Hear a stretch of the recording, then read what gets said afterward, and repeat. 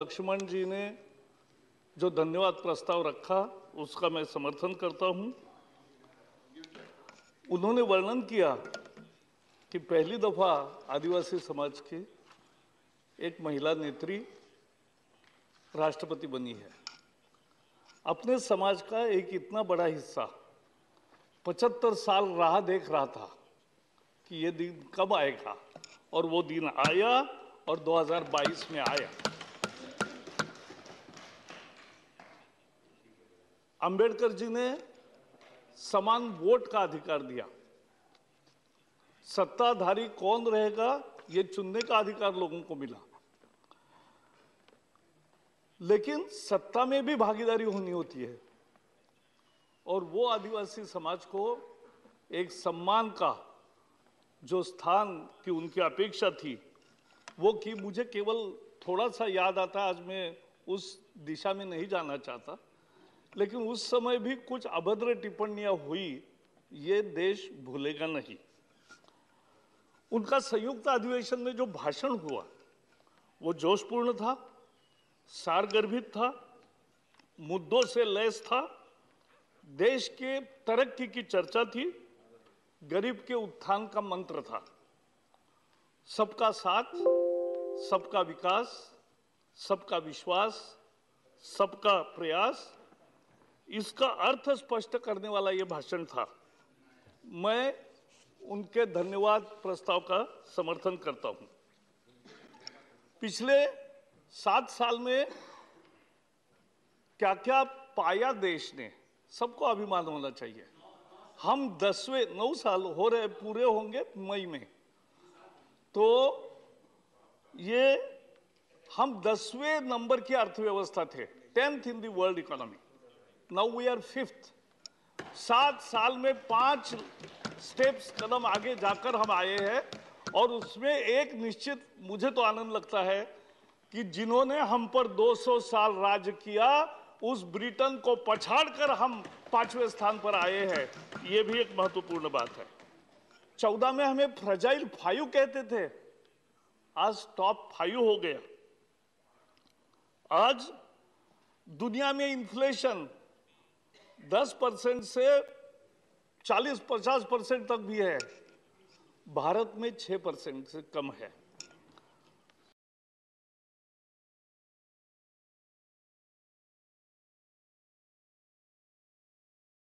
Fastest growing nation अपना देश है, लेकिन उस पर मैं बाद में बात करूंगा। दुनिया में भारत की प्रतिष्ठा बढ़ी।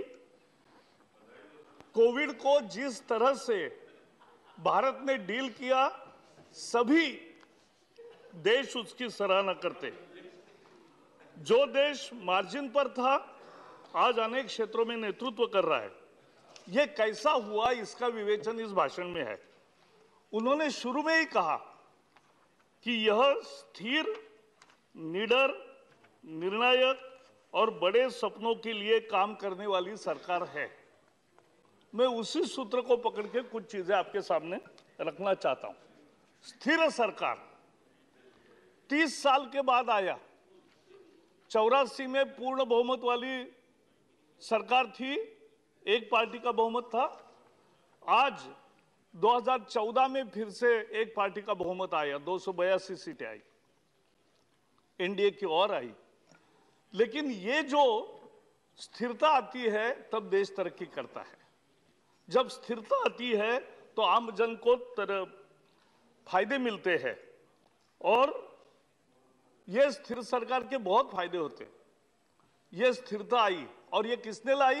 भारत की जनता ने लाई। भारत 2019 में 80 करोड़ वोटर थे, अब 2024 में 90 करोड़ वोटर हो जाएंगे। इतना बड़ा लोकतंत्र दुनिया में कहीं नहीं। और एक तरह से मदर ऑफ डेमोक्रेसी जो कहते हैं वो भी इतने सही है कि बसवराज ने जो अनुभव मंडपम चलाया कर्नाटक में, वो लोकतंत्र का एक पहला बहुत अच्छा सफल प्रयोग था। 70% वोटिंग होता है अपने देश में। अनेक देशों में आप देखो, जो तरक्की किए हुए देश है, विकसित देश है, 30, 40, 45% वोटिंग होता है। हमारे यहां 70% वोटिंग होता है। सामान्य मतदाता अपने विवेक से और रोबस्ट कॉमन सेंस से सरकार का चयन करती है। यह हमारे भारत का वो अपने परसेप्शन से चुनता है किसको चुनना है। एमिनेंट जूरिस्ट नानी पालखीवाला यूज्ड टू से that in our country illiterate intelligence is more effective than educated incapacity। यह उनका अभिप्राय था उस समय, और वो आज हम देख रहे हैं। सामान्य जनता तय करती है, समाचार पत्र नहीं पढ़ा वो भी वोट देता है, टीवी के पॉलिटिकल डिबेट्स नहीं देखा वो भी वोट देता है, और जिसने कोई राजनीतिक भाषण में कभी नहीं गए, कोई सभा अटेंड नहीं की, वो भी वोट देता है और अपने विवेक से वोट देता है। आई salute the robust common sense of the people of India. इस रोबस्ट कॉमन सेंस ने अनेक बार राज्य में और केंद्र में सत्ता बदली, ये भी हमने देखा। और अच्छा काम करोगे तो यही सामान्य जनता बार बार आपको अवसर देती है, ये भी हम देखा है और देखेंगे भी, क्योंकि बार बार मोदी सरकार। We should be proud of our vibrant democracy. 30 साल देश ने अस्थिरता का अनुभव किया, उसका वर्णन मैंने किया, बहुत नुकसान हुआ। मोदी राज्य के प्रमुख और देश के सरकार के प्रमुख लगातार 21 साल हो गए। 2001 में उन्होंने 7 दिसंबर को शपथ ली थी। 21 साल पूरे हो गए, और 21 साल में हर बार उनको ज्यादा जन समर्थन मिला है और लगातार वो सत्ता में बने हैं। ये एक तरह से लोकतांत्रिक देश में विक्रम है। ये गरीबों का आशीर्वाद मिला। कभी तो सोचो कि क्यों गरीब उनको अपना मानते हैं, गरीब उनको वोट क्यों देते हैं? क्योंकि केवल देश के लिए काम, परिवार नहीं, स्वार्थ नहीं, भ्रष्टाचार नहीं, दिवाली भी सैनिकों के साथ बिताते हैं। तो ये 21 साल में एक दिन भी छुट्टी नहीं, एक दिन भी बीमार नहीं, ऐसा तो किसी ने कभी नहीं देखा।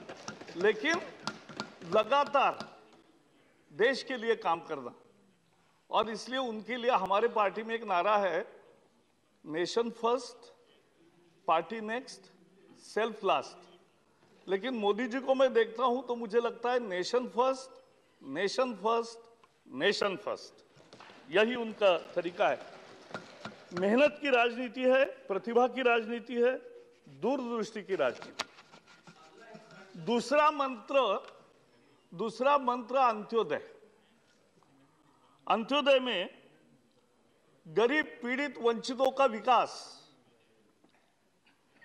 उपकार नहीं, दया नहीं, केवल कल्याण नहीं, एम्पावरमेंट, सशक्तिकरण, अपने पैरों पर खड़े होकर आगे बढ़ने का अवसर, इसका नाम है एम्पावरमेंट। वर्णन किया लक्ष्मण जी ने कि कितनी सुविधाएं गरीब के घर में आई, पूरा सैचुरेशन, एक तरह से उसका बेसिक जीने के जो आवश्यक साधन है। और मैं एक एक उसका दूसरा ही रूप एक भी बताऊंगा। टॉयलेट हुए 12 करोड़। हम जब भी, आप सब लोग जब टूर को निकलते थे, प्रवास में जाते थे, तो हमेशा लोग पानी का लोटा लेकर जाने वाले लोग हम देखते थे। लेकिन अब नहीं दिखता है। और केवल इतना ही नहीं, यहां जो डॉक्टर बैठे हैं उनको भी पूछो, वो रेलवे स्टेशन पर जो गंदगी होती थी, जो शहर में गंदगी होती थी, उसके कारण, मैं वही बता रहा हूं, तो उसके कारण जो डायरिया से कितनी मौतें हर साल होती थी, क्योंकि पेट में इंफेक्शन जाता था। लेकिन अब ये स्वच्छता बढ़ने के बाद और टॉयलेट होने के बाद ये लगभग खत्म के कगार पर है, और डायरिया की डेथ नहीं होती। आपके डॉक्टर मित्रों को पूछिए। ये मेरे साथ डॉक्टर बैठे ही है यहाँ। तो हाँ, डॉक्टर भगवत करण डॉक्टर है, इज अ गुड सर्जन। पीछे भी डॉक्टर है, देखो भारती जी बहुत है। आप सभी पेशेंट का इलाज करने के लिए यहाँ बहुत डॉक्टर है। माननीय एक मिनट प्लीज, मैं जरा आज कुछ विचार जावेडकर जी रखना एड्रेस चाहता करिए हूँ। चेयर की तरफ। तो गैस, बिजली, नल का पानी इतनी आसान चीज नहीं है सर। हमने सबने देखा है कि कितनी दूर से महिला लाती थी पानी, अब घर में आएगा। मेरे घर में चौथी तक बिजली नहीं थी, बिजली आई, कितना आनंद आया। नहीं तो लालटेन में हम गुजारा करते थे, लालटेन में पढ़ाई करते थे, वो बदल गया। आयुष्मान योजना से कितनी जिंदगियां, 4 करोड़ लोगों को मुफ्त इलाज मिला है। एक नई चीज बताता हूं, आज तक रूरल एरिया में बीमा कोई लोग खरीदते नहीं थे। Nobody was taking purchasing policies, insurance policies, और नहीं उसका करते थे। लेकिन अब 24 करोड़ लोगों ने बीमा, जीवन ज्योति बीमा और सुरक्षा बीमा योजना, ये दोनों लिया है। Sir, I was serving with bank of Maharashtra. राष्ट्रीयकरण के बाद हम तुरंत लगे थे, गरीब के लिए दरवाजे खुले, ऐसा उस समय बहुत कहा गया। लेकिन फाइनली क्या हुआ, 2014 में जब गिनती हुई तो 50 करोड़ लोग, 47 करोड़ लोग ऐसे थे जिनका अकाउंट नहीं था, और 47 महीने में 47 करोड़ जनधन खाते खुले। ये देश में हुई एक बड़ी क्रांति है, हम भूल नहीं सकते। ये जैम ट्रिनिटी, जनधन, आधार, सर आधार हर एक के पास आया, 130 करोड़ आधार आए। नंदन नीलेकणी ने अपने एक लेख में लिखा है कि आपको मालूम है नंदन नीलेकणी प्रसिद्ध व्यवसायी है, विशेषज्ञ है, कांग्रेस के उम्मीदवार भी थे बंगलोर में, और हार गए, आनंद कुमार जीत गए। लेकिन वो आधार के प्रमुख थे। तो मोदी जी ने उनको बुलाया, उन्होंने अपने मोदी एट 20 इस किताब में भी उनका ये लेख है। उन्होंने कहा कि मुझे लगा अब तो मैं इतना भूमिका लिया हूं तो मेरा तो जॉब नहीं रहेगा, दूसरे किसी को देंगे। लेकिन मोदी जी ने कहा, पूरे 3 घंटे उनका प्रेजेंटेशन लिया, और उन्होंने लिखा है कि ये एक मुख्यमंत्री थे, गुजरात के थे, तब भी मैंने देखा उनको विषय समझ रहा था। और उन्होंने कहा कि बाकी सब भूल जाओ, आप ही ये काम पूरा करोगे। तब तक केवल 30 करोड़ आधार बांटते गए थे, उन्होंने कहा 130 करोड़ आधार बांटने तक आप ही काम करोगे, ये मेरा आशीर्वाद है। ये this is the difference of leadership.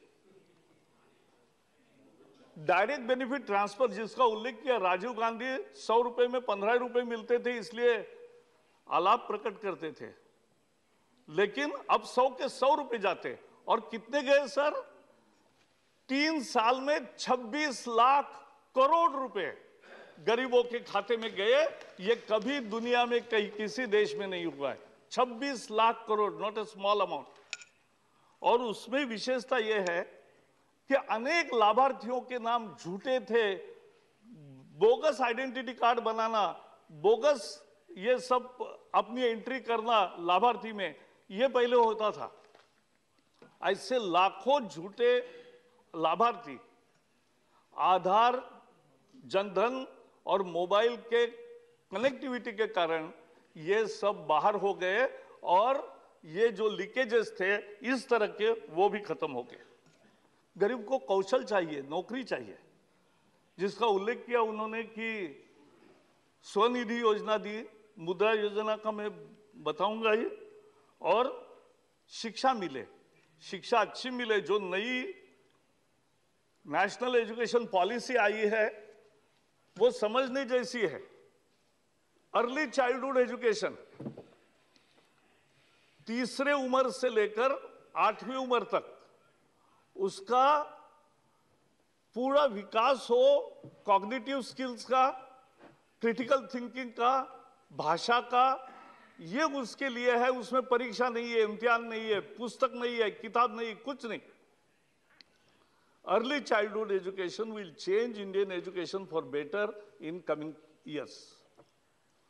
उसमें जो हायर एजुकेशन है, at the higher education and एक काम हुआ है कि फ्लेक्सिबिलिटी दी है। एक साथ 2 डिग्रीज करने की अनुमति मिल गई, आदेश भी निकल गया।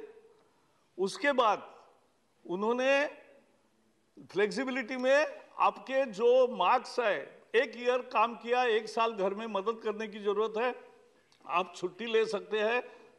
तीसरे वर्ष में, दूसरे साल में जो आना है वो आ सकते हैं। You have a credit bank also.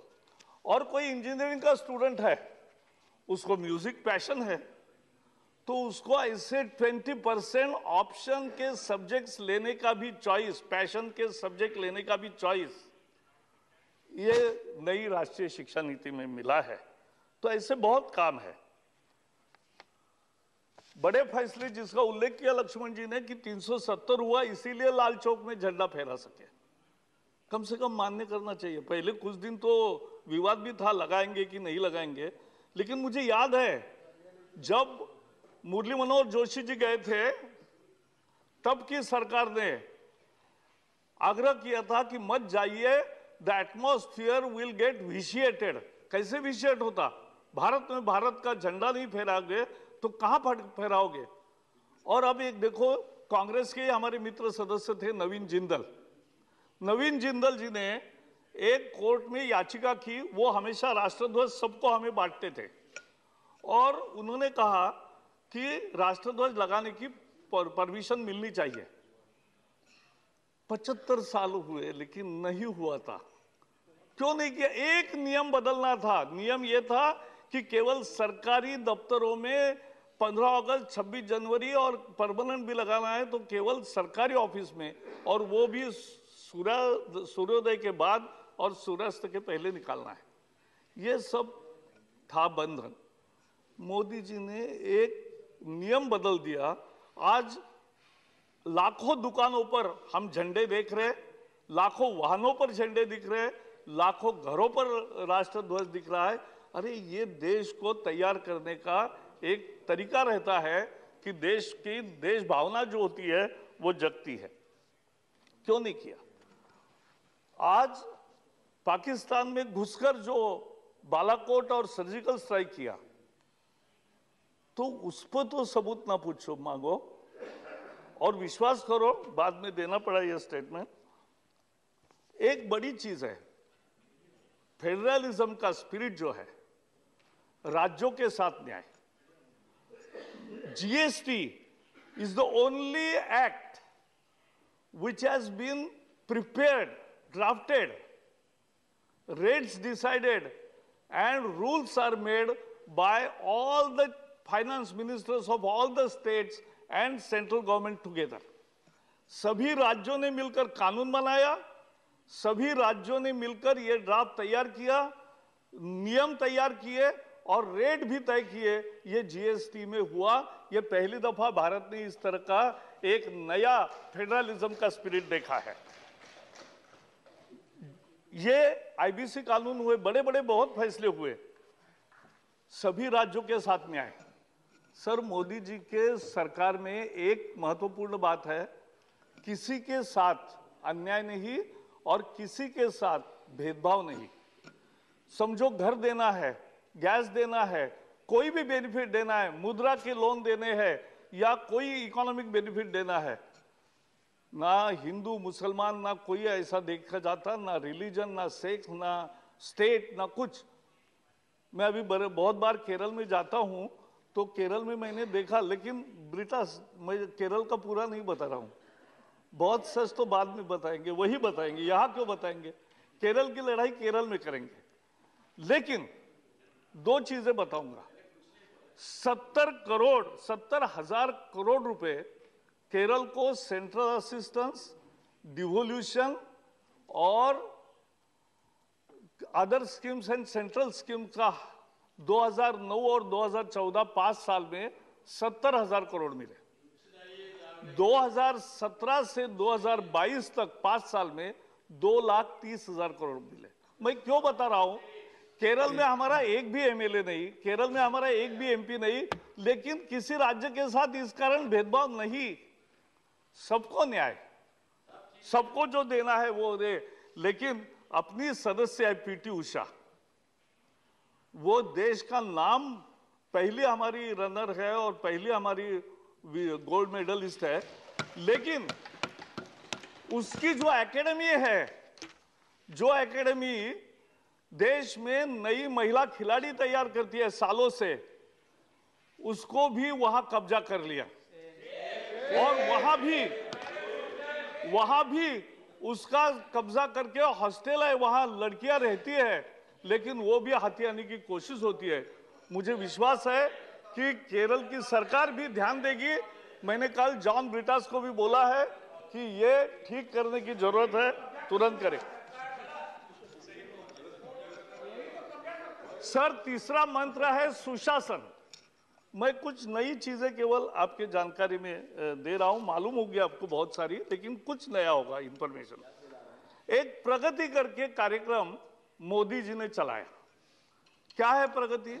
देश में अनेक प्रोजेक्ट्स, इरिगेशन के, रेलवे के, एयरपोर्ट के, सड़कों के, बाकी अनेक इंफ्रास्ट्रक्चर डेवलपमेंट के मूलतः वो 50% काम हो गया, 60% हो गया, 70% हो गया, खर्चा हो गया, लेकिन छोटी कोई दिक्कत है इसलिए वो पूरा नहीं हुआ, उसका बेनिफिट नहीं मिला।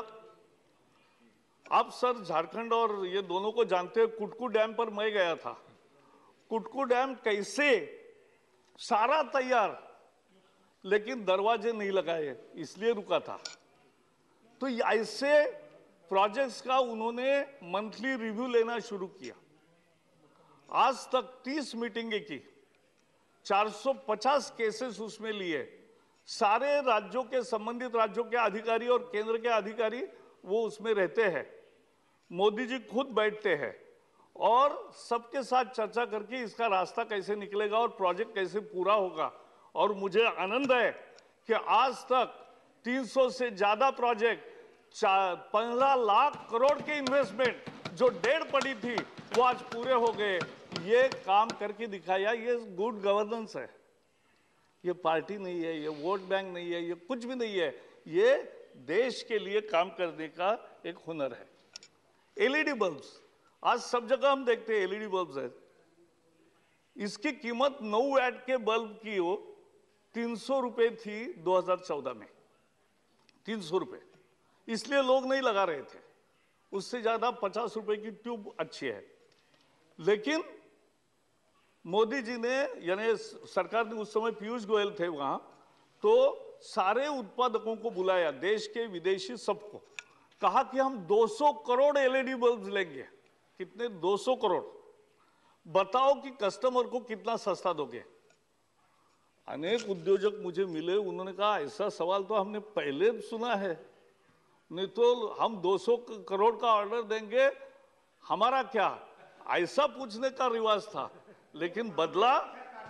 लेकिन हमने पूछा कि जनता को कितना कम देंगे, और मुझे खुशी है, the best ever this kind of negotiation brought prices down from 300 rupees to 70 rupees. 70 रुपए में आज मिलने लगा। इतना बड़ा परिवर्तन हुआ और सचमुच सभी बिल्डिंगों में, सभी घरों में, और यह पर्यावरण पूरक है। इससे बिजली खपत कम होती है, इससे लोगों की बिजली में बचत भी होती है बिलों में, और इससे पर्यावरण का फायदा होता है क्योंकि कार्बन एमिशन कम होते हैं।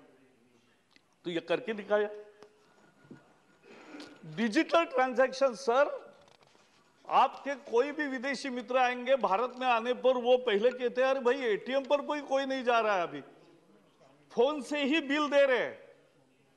ये क्रांति है सर।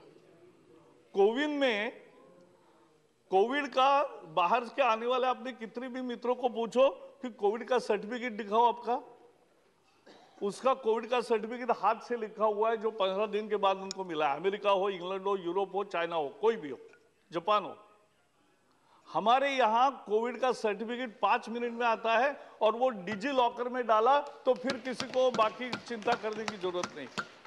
ये तरक्की हमने करके दिखाई। We are doing now the largest digital transaction in the world. Sir, एक बहुत आपको रुचि आएगी उसमें कि हमारे यहाँ महाराष्ट्र में एक दिन होता है बैलों का पूजन करना होता है, पोड़ा बोलते हैं उसको, तो वो हम करते हैं। तो अब शहरों में तो बैल होते नहीं है, तो वो कोई ना कोई लाता है।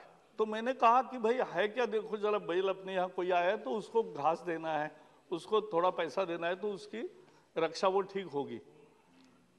तो मैं गया, नीचे गया तो वहां उसके सिंगों में क्यूआर कोड लगाया था। ये यहां तक देश आ गया, क्यूआर कोड से बैल को जो देना है दे दो। तो ये हो सकता है, ये भारत की तरक्की है, डिजिटल प्रोग्रेस। आज गवर्नमेंट ने जीईएम माने गवर्नमेंट ई मार्केट तैयार किया। 4 लाख करोड़ से ज्यादा सरकारी कार्यालयों में जो कागज, पेंसिल, पेन, जो टाइपराइटर, कंप्यूटर, ये जो लेना होता है, इस सबका अब ऑक्शन होता है। 15 दिन में वस्तु आती है। पहले की सारी दिक्कत वाली प्रोसेस खत्म हुई है। कोविड में हमने अद्भुत काम किया, दुनिया ने माना। मुझे याद है चीन में जब जनवरी 2020 में पहला पेशेंट मरा वहां, तो कैबिनेट में मोदी जी ने कहा कि यह संकट गहरा है, यह हमें भी आएगा। और उसी दिन से उनके दृष्टि में पक्का था कि वैक्सीन तैयार करना एकमात्र उपाय है। वैक्सीन, एक ही देश ऐसा है कि जिन्होंने वैक्सीन के प्रमोट करने के लिए, शोध करने के लिए 3-3 हजार करोड़ रुपए दिए। और आज भारत एकमात्र देश है जिनके 4 वैक्सीन आज तैयार है और चारों वैक्सीन आज काम कर रहे हैं। सर, याद करिए, जब वैक्सीन अपना तैयार हो रहा था तब फाइजर का आया था, तो कितने नेता उस समय फाइजर फाइजर फाइजर का लो, फाइजर का लो। आज वापस जाके देखो, Pfizer is less effective and more side effects. और कोवैक्सीन आया तो अपने यहां बैठे हुए अनेक सदस्यों ने भी कहा कि ये तो रिस्क में डालने जैसा है जान, और ये तो टेस्टेड नहीं है, ये कि क्या क्या आपत्तियां उठाई। लेकिन मोदी जी ऐसे टिप्पणियों पर कोई उल्टा उत्तर नहीं देते। उनका जब नंबर आया वैक्सीनेशन के लिए तो वो गए और उन्होंने कोवैक्सीन लिया। उसी दिन से उस पर की सारी टिप्पणियां बंद हो गई, क्योंकि खुद प्रधानमंत्री ने लेकर दिखाया कि मेरी जिंदगी खतरे में है, ऐसा आपको कहना है तो है, लेकिन मैं कोवैक्सीन लूंगा। तो ये करके दिखाया। कोविड में अनेक लोगों ने बहुत कमेंट्स किए। पहले आपको भी याद होगा कि क्या थालियां बजा रहे हो, क्या तालियां बजा रहे हो।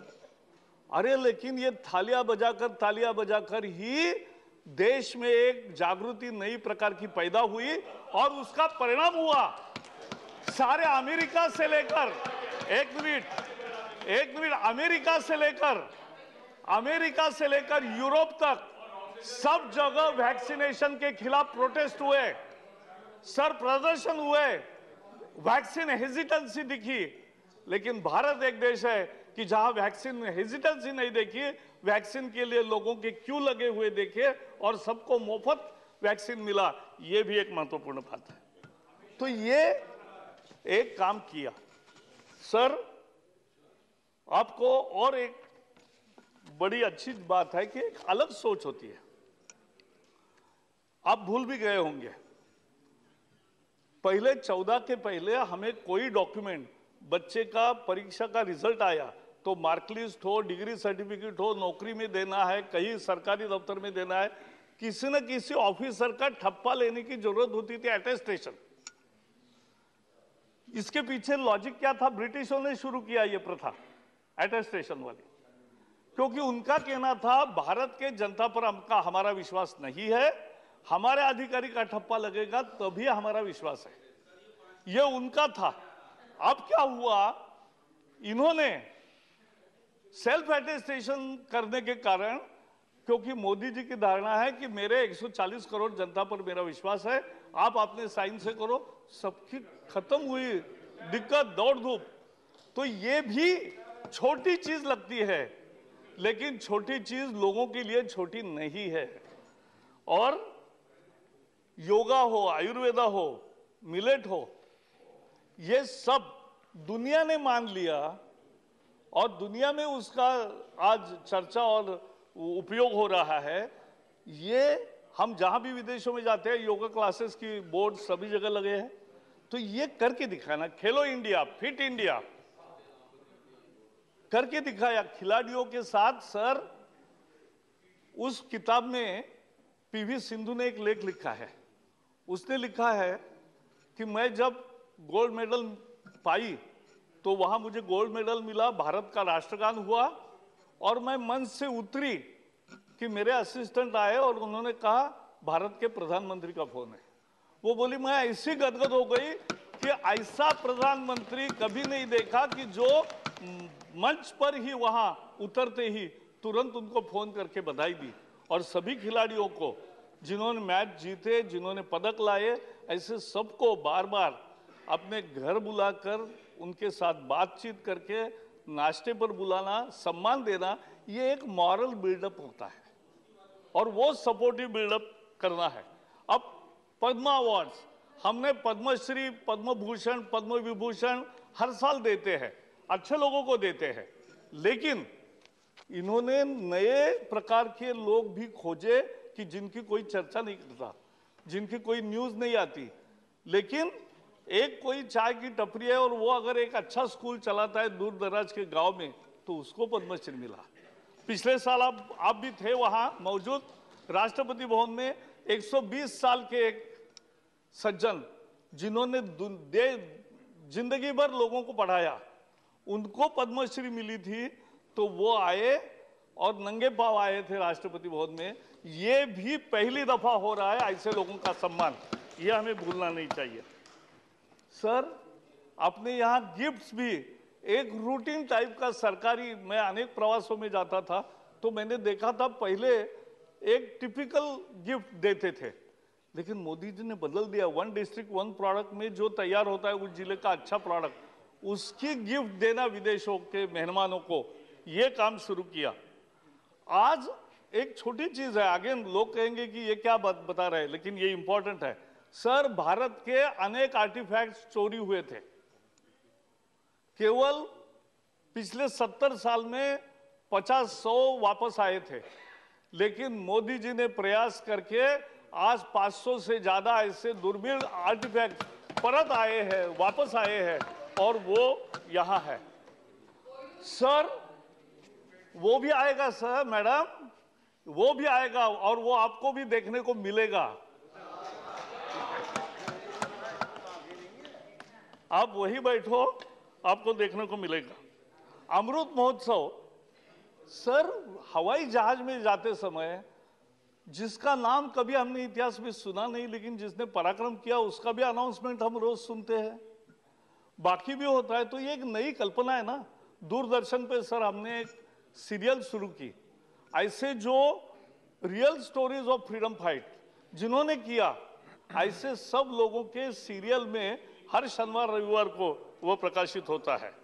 अमृत काल की कल्पना, 25 years vision of developed India and a programme for that. आज बजट पे चर्चा करने की जरूरत नहीं, क्योंकि बजट में उसकी एक बेसिक नींव रखी गई है कि 25 साल हम कैसा विकास करेंगे। और एक भारत श्रेष्ठ भारत का जो वर्णन किया, भाई यहां अभी कुछ मेरे मित्र नहीं है, लेकिन एक एक विश्वविद्यालय में सभी प्रदेशों से छात्र होते हैं। हमने शुरू किया कार्यक्रम कि सभी प्रदेश अपना अपने डांस, अपना कलिनरी, अपना फेस्टिवल्स, वो सब एक साथ सेलिब्रेट करेंगे। कितनी अच्छी चीज है। एक भारत के सभी भाषाओं के प्रति आदर भाव, भारत के सभी राज्यों के प्रति आदर भाव, ये बढ़ाने का ये कार्यक्रम है और ये आज चल रहा है। आज लास्ट 2 मुद्दे मेरे। सर, महंगाई का जैसा मैंने वर्णन किया हमारी 6% पे है, बाकी जगह 15 और 50% पे भी है। और पाकिस्तान की क्या दशा है वो आप देख रहे हैं, बाकी भी दुनिया में देखा है। तो ये inflation management was not a easy job, it was most difficult job, but continuous monitoring and immediate remedial actions have resulted in managing in better way the inflation in this country. Last but not least, सब लोग पूछते हैं रोजगार कहाँ है। बताता हूँ रोजगार कहाँ है। आपके पास लोग आते नहीं क्योंकि लोग रोजगार में है, बेरोजगार नहीं है। तो ये मैं आपको बताता हूँ, पीएलआई सर 4 लाख करोड़ रुपए का प्रोडक्शन लिंक्ड इंसेंटिव ये दिया है। और उससे अब तो सेमीकंडक्टर चिप्स भी, मैं ताइवान गया था 10 साल पहले, तो ताइवान में मैंने देखा एक छोटा सा जिला, लेकिन नहीं उसके पहले आपके समय भी हम जाते थे कहीं।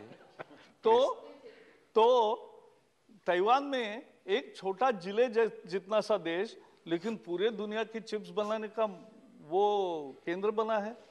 तो ये चिप्स भी हमारे यहाँ बने और बाकी भी प्रोडक्शन एक्सपोर्ट करने वाला बढ़े और यहाँ मैन्युफैक्चरिंग अब बने।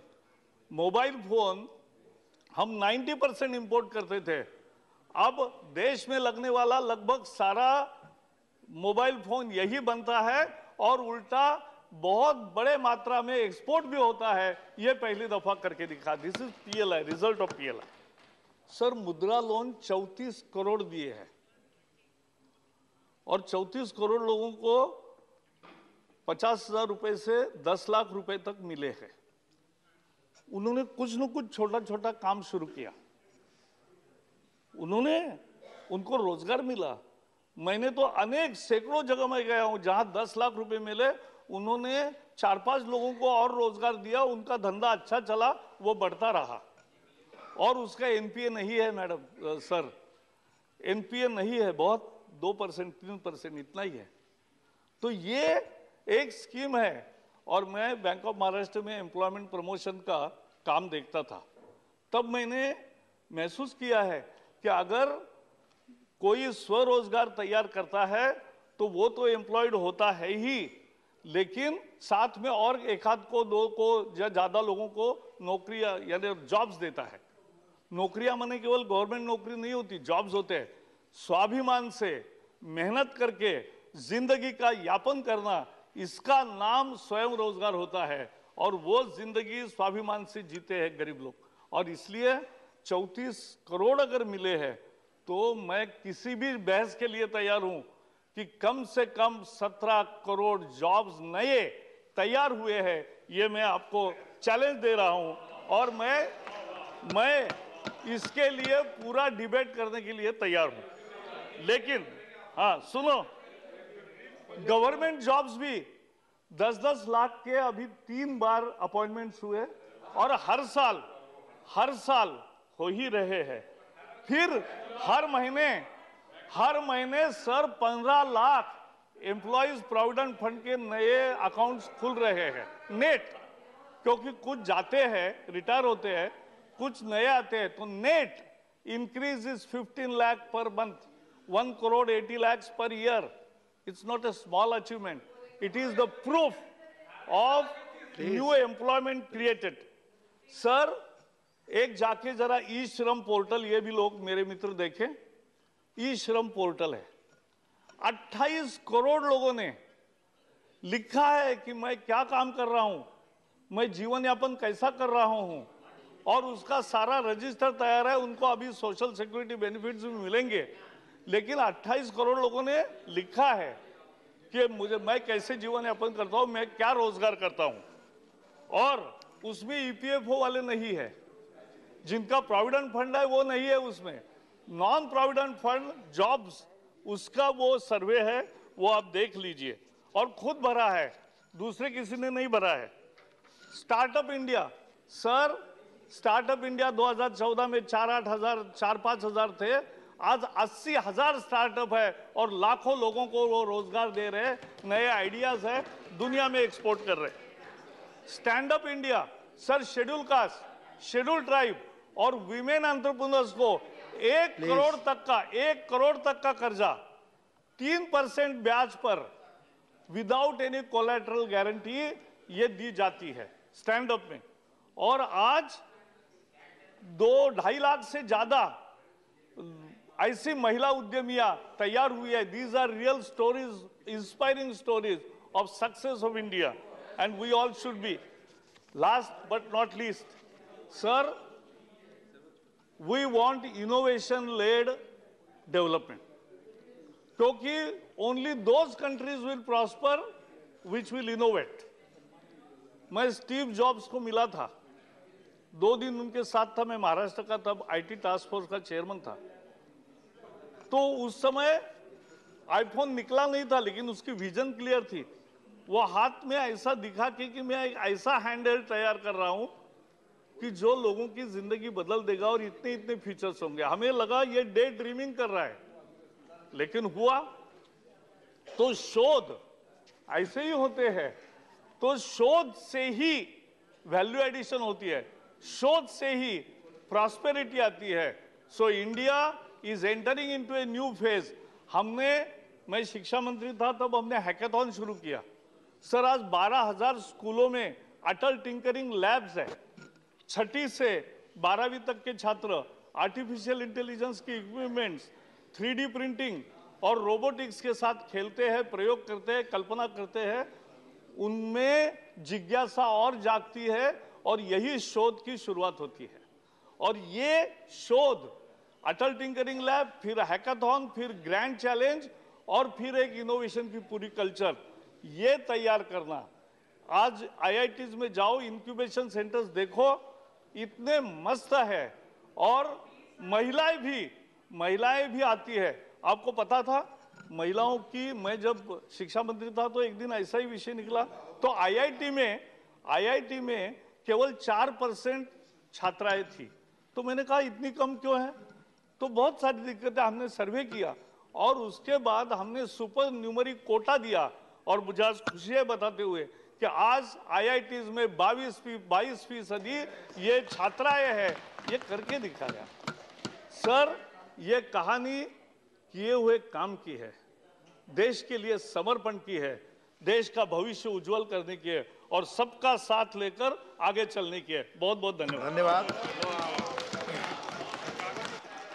प्लीज, माननीय सदस्यगण, the motion that has been moved and seconded is that an address be presented to the President in the following terms: that the members of the Rajya Sabha assembled in this session are deeply grateful to the President for the address which she has been pleased to deliver to both houses of Parliament assembled together on January 31st, 2023. Now, there are 119 amendments to the motion which may be moved at this stage. Amendment number 1 by Sri A. Rahim, Sri Elamaram Karim, Sri Vikas Ranjan Bhattacharya, Sri John Britas, Dr. Kanni Moji, and V.N. Somu. Are you moving? Sri Mani A.M. Rahim, moving. So amendment moved. Amendment number 2 to 7.